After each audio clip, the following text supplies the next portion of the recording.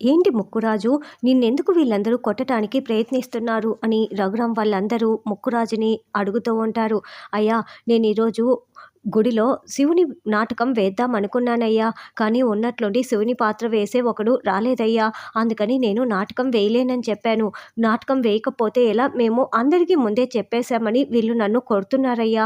శివుని పాత్ర వేసేవాడు రాకపోతే నేనేం చేసేది, చెప్పండి అయ్యా చెప్పండి అని ముక్కురాజు రఘురాంకి చెప్పుకుంటూ ఉంటాడు.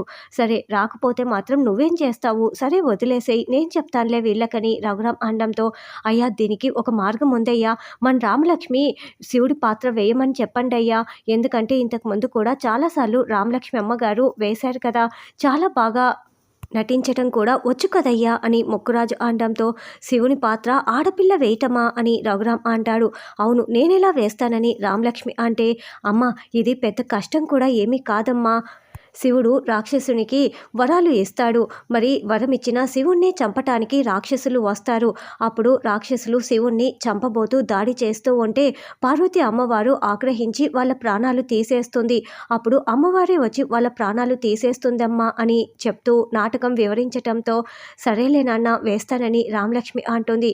ఈ కథ నేను పురాణాల్లో ఎప్పుడూ వినలేదే అని రఘురాం అడగటంతో, అంటే అయ్యా కొత్తగా ఉండాలని ఇలా రాశామయ్యా అంతేనని ముక్కురాజు ఒప్పించటంతో, అలాగేనని రామలక్ష్మి శివుని పాత్ర వేస్తుంది.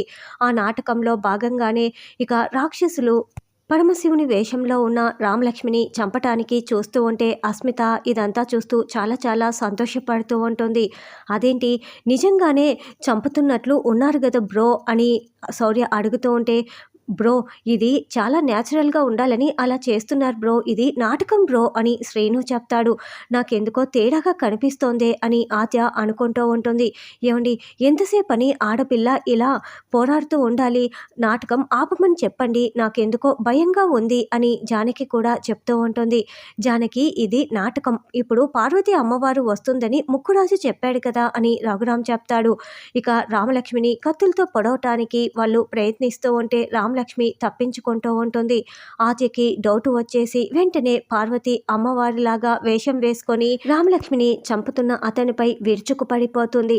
రామ, నాకెందుకో డౌట్ వచ్చింది, నిన్ను నిజంగా చంపటానికి వీళ్ళు చూస్తున్నారు అనిపించింది, అందుకే ఇలా వచ్చాను అని ఆద్య చెప్పటంతో, నాకు కూడా అలాగే అనిపిస్తోంది ఆద్య అని రామలక్ష్మి అంటుంది. ఎవరు మేడం పార్వతి అమ్మవారిలాగా వచ్చి రామలక్ష్మిని కాపాడుతున్నారు అని పిఏ అడగటంతో, తను రామలక్ష్మి అక్క ఆద్య అని అస్మిత చెప్తూ ఉంటుంది. అలా రామలక్ష్మి ఆద్య ఇద్దరూ కూడా స్టేజ్ మీద ఉన్న రౌడీలని చితక్కొడుతూ ఉంటారు.